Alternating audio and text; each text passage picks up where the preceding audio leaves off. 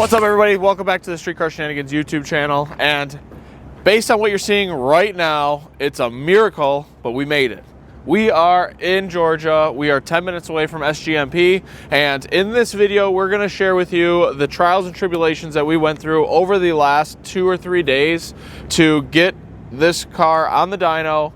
Dyno did NA, broke it in really well, switched, put the belt on, put the crank support on, and then got to dyno it again. Since it's been just a mad thrash to try to leave, I don't have a whole ton of footage to share with you, some of the nuances as far as putting the crank support on, what that took, and you know, I wanted to walk you guys through the tuning process of the Big Stuff 3 on this car as we went through it, but unfortunately that didn't happen.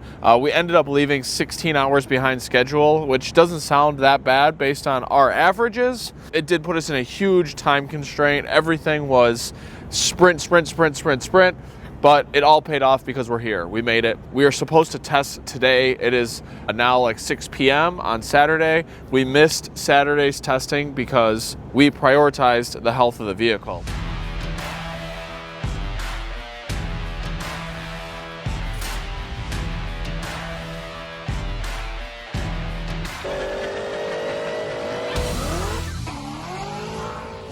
What do I mean by that? That's what I want to talk about now.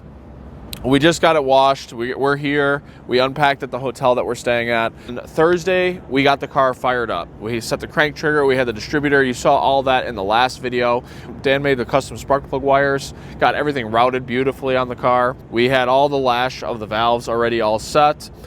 Went to fire it up. Fired up really with no problem at all. We didn't even plug a laptop into it. That was a super exciting moment. It took throttle. Everything worked beautifully.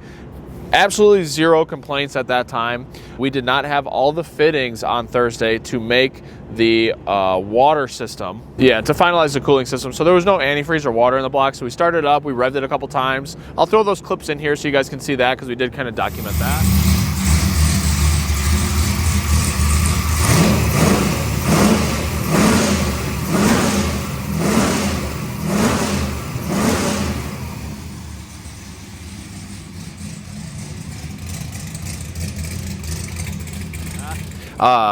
Then the next morning was, I'm sorry, that was all Wednesday. Then Thursday morning, we had the crank support that we had to weld the tabs into. We had to finish the upper coolant hose.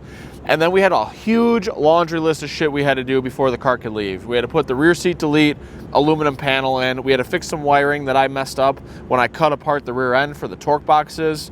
So that needed to get repaired. We had to make sure that it's fired up and maintain temperature. We had to sync the ignition timing. It's a distributor, so we had to do a rotor phase angle to make sure that we're not going to burn up caps and rotors while we're driving around. So there was really a lot to do, and it seems like a lot of small, quick items, but it's really not. Everything adds up to take a whole bunch of time. So all day Wednesday, or all day Thursday was getting the crank support and the plate set up and getting that huge laundry list of items done. And the goal was to be on the dyno by 1 o'clock. Cut the corner. We missed that by a mile. Under. We didn't get onto the dyno until like 6 o'clock, and we started immediately going the 6 bolts are still going to be a pain in the butt. Pulls, where this Higgins Head small block Ford really shined NA. Just to kind of give you guys some context on what we expected to see out of the performance of this engine. I have followed Jeff Sayas. I'm not sure if I'm pronouncing his name right, but that car made like mid 700s NA, and I know Zach said that it was going to make around 650, 700 horsepower naturally aspirated, but to me it just sounds like a super efficient, and I'm like, well, hey, I would love to see that.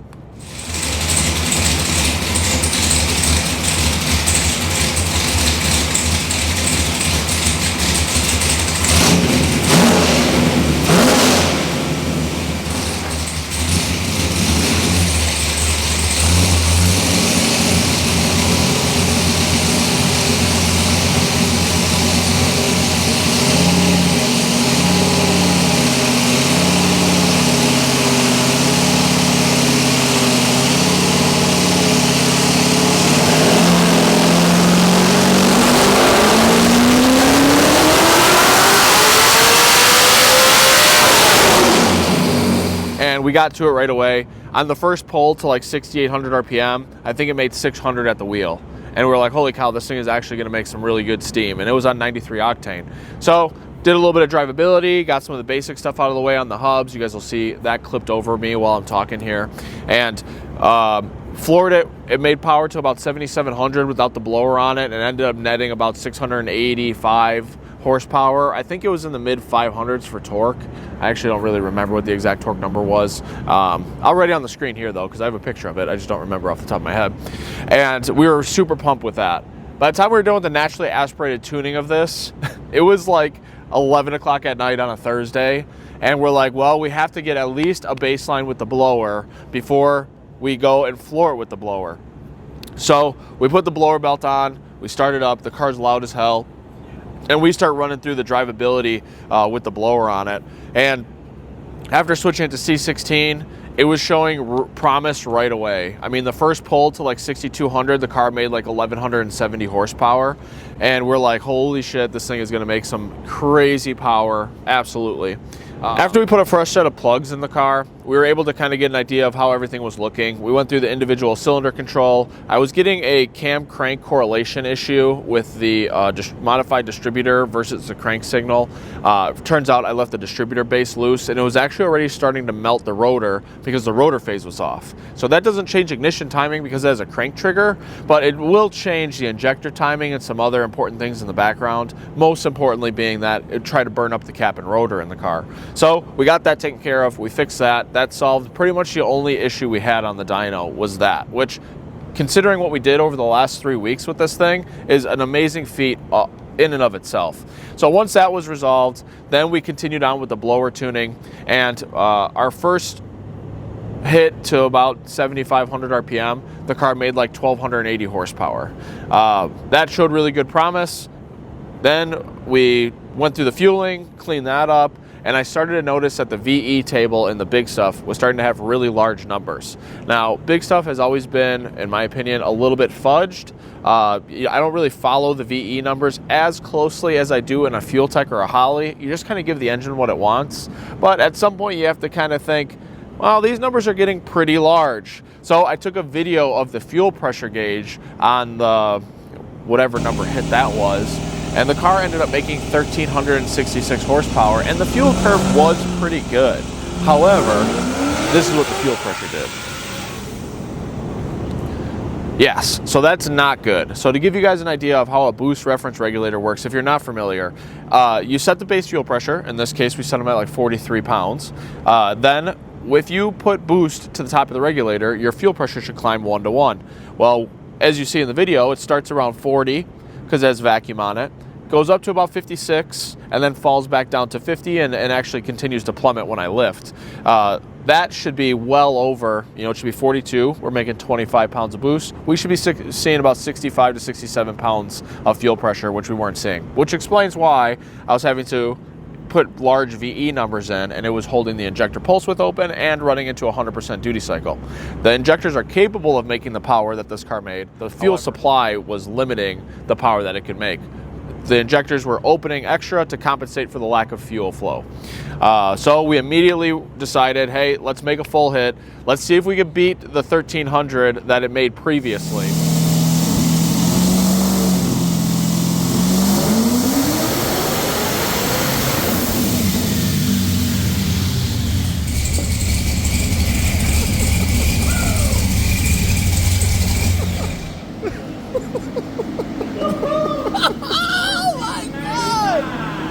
This thing is ridiculous.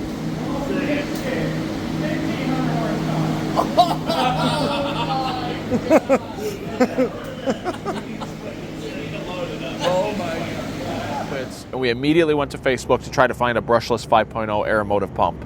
After looking at the Eliminator pump, the brushless 5.0 and the Aeromotive Eliminator, they have the same size fittings, they have a very similar footprint. There's a few nuanced differences, but we knew that that was going to be the simplest way to simply swap it over, run a TPS wire from the ECU back so we can get the variable speed out of it so it'll be reliable, and get it together, which led us into the final dyno day, which is now 5 hours after where we wanted to leave, which was Friday morning.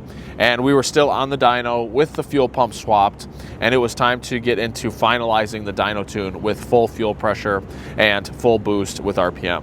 It is just an absolute animal. And above 5,500 RPM, this car is going to be a completely different monster, because looking at the two curves on top of each other was just, it's just insane to see how fast this ramps up.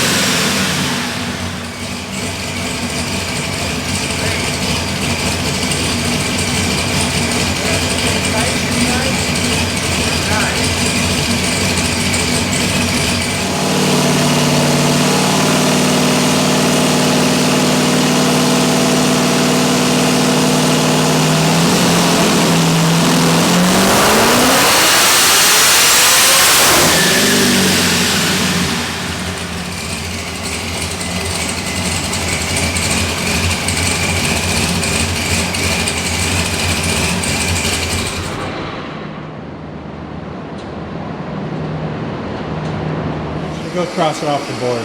Yes. Oh, go. Yes. Okay, what am I doing? I need you to cross it off the board. Oh my God. What am I doing? Yeah, dry erase board straight ahead. Pass it out. It's done. Yeah. That's more. 1,400 horsepower? Yeah.